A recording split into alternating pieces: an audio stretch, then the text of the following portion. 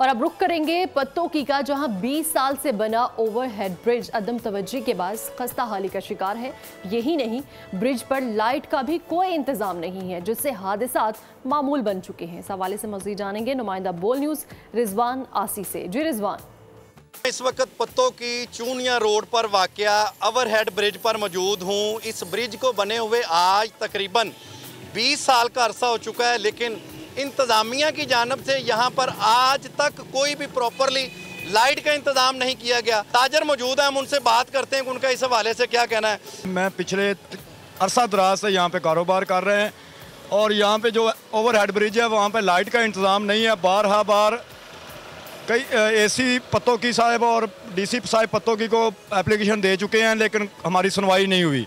लिहाजा वज़ीर आला पंजाब से हमारी अपील है कि एक दफ़ा पत्तों की का विज़िट करें और लोगों के मसाइल सुनें, जबकि एसी साहब और डीसी साहब पत्तों की को इन ओवरहेड ब्रिज के लाइट के बारे में मुकम्मल तहकीक होनी चाहिए। ये हमारी अपील है वज़ीर आला पंजाब से। जी बिल्कुल, आपने जैसा कि शहरियों की बात सुनी और कार्रवाई का आगाज़ करें ताकि पत्तों की शहर में जो भी मसाइल हैं उनको जल्द अज जल्द हल किया जा सके। जी सब्सक्राइब करें और बेल दबाएं ताकि कोई खबर रह न जाए।